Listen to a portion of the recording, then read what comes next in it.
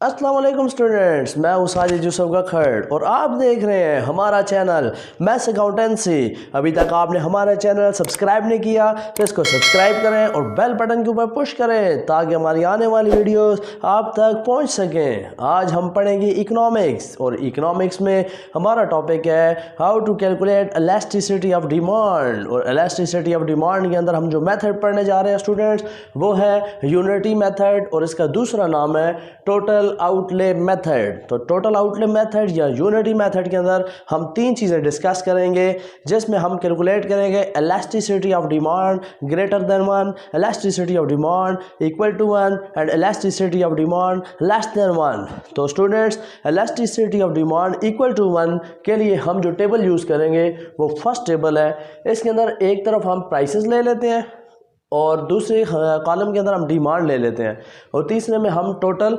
Expenditure ले लेते हैं। तो देखें, जब प्राइस आपकी 30 है तो आपकी जो डिमांड है वो यूनिट 1 है, तो 30 मल्टीप्लाई बाय 1 टोटल एक्सपेंस आपका आ गया 30।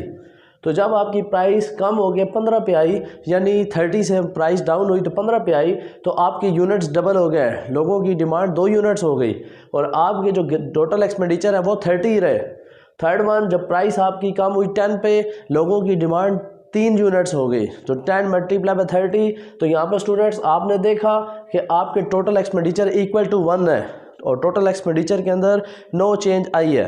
तो इसको पहले हम ग्राफ के ज़रिए देख लेते हैं कि इक्वल टू 1 के अंदर आपका जो डिमांड ग्राफ है वो कैसे बनेगा। तो स्टूडेंट्स देखें, आपकी जब प्राइस 10 रुपीज़ है टेबल के मुताबिक, तो आपकी डिमांड 3 पर थी। इसी तरह जब आपकी प्राइस 20 भी हुई तो आपके यूनिट्स की डिमांड 2 हो गई और जब प्राइस बढ़ गई तो आपकी यूनिट्स की डिमांड भी कम हो गई। तो ये first dot, second dot and third dot. तो ये आपने देखा ऊपर वाला कर्व, इसको हम डीडी कर्व कहते हैं, डिमांड ड्राफ कर्व हमने बना दिया। तो जो चेंज है वो इक्वल है, इसके दरम्यान जो चेंज आई है वो 10 की चेंज है, ये जो चेंज है वो भी 10 की चेंज है, ये जो चेंज आई है वो भी 10 की चेंज आई है।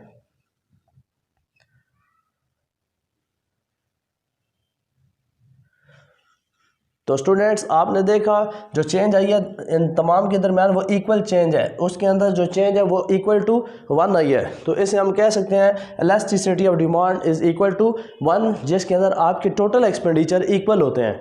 पहले यूनिट पे, दूसरे यूनिट पे, तीसरे यूनिट पे तमाम डिमांड्स के आपके जो टोटल यूनिट हैं, टोटल एक्सपेंडिचर हैं, वो सारे के सारे बराबर हैं। तो अब हम नेक्स्ट करते हैं elasticity of demand greater than 1। इसको ग्राफ्स पे बनाने से पहले हम टेबल को देख लेते हैं। तो टेबल के ज़रिए देखें, आपके पास प्राइस 60 रुपीज़ है तो आपकी जो डिमांड यूनिट्स की डिमांड है वो 2 है, तो 60 मल्टीप्लाई 2 ये हो गया 120।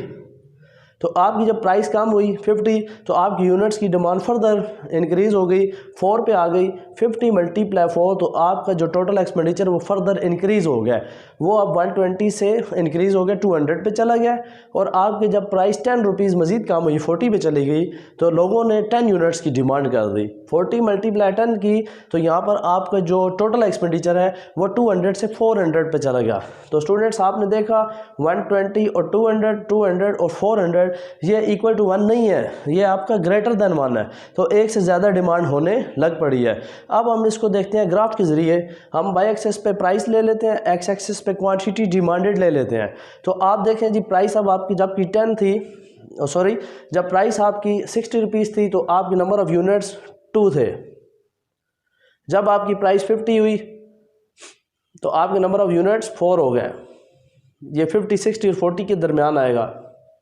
और जब आपकी प्राइस 40 हुई तो नंबर ऑफ़ यूनिट्स आपके 10 हो गए, ये 10 यूनिट्स है और ये प्राइस आपकी 40 है। यहाँ से आप प्राइस को उठाएंगे, ये आप 40 के ऊपर क्लिक करेंगे, ठीक हो गया स्टूडेंट्स। तो अभी आप जब डिमांड ड्राफ्ट बनाएंगे तो ये आपने देखा यहाँ पर ज़्यादा चेंज है, तो ये डिमांड ड्राफ्ट शो कर रहा है कि इलास्टिसिटी और डिमांड ग्रेटर देन 1। यहाँ पर जो था आपकी इक्वल थी, चेंज बराबर बराबर आई है, तो जो गैप है चेंज का वो बराबर था, लेकिन यहाँ पर जो चेंज का गैप है वो ज़्यादा हो गया है, तो ये शो कर रहा है कि आपकी इलास्टिसिटी और डिमांड ग्रेटर देन 1 हुई है। तो स्टूडेंट्स ये थी elasticity of demand greater than 1। अब next elasticity of demand less than 1, तो उसको हम पहले टेबल के ज़रिए देखते हैं। Elasticity of demand less than 1 के लिए फर्स्ट ऑफ ऑल हम देखते हैं हमारे पास प्राइसेस दी हुई हैं, डिमांड दी हुई है, फिर प्राइस को हमने मल्टीप्लाई किया डिमांड के साथ, तो आपके टोटल एक्सपेंडिचर्स दिए गए हैं। तो स्टूडेंट्स जब प्राइस आपकी 150 थी तो आपके नंबर ऑफ़ यूनिट्स की जो डिमांड थी वो 50 थी, 150 मल्टीप्लाई बाई 50, तो आपके टोटल एक्सपेंस आ रहा था 7,500 रुपीज़।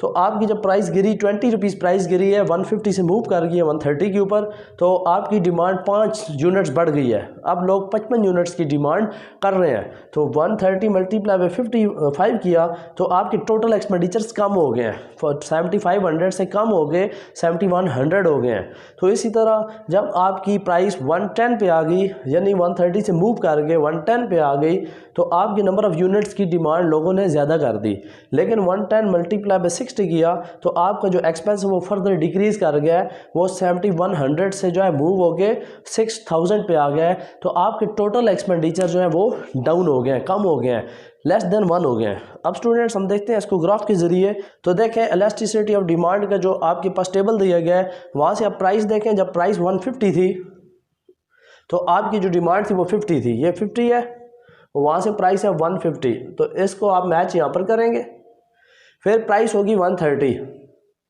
लेकिन आपकी जो डिमांड है वो 55 है, तो 50 और 60 के दरमियान से आप यहाँ से ग्राफ लाएंगे तो ये आपका आ गया 55, और जब प्राइस 110 है तो वहाँ पर जो डिमांड है वो 60 है।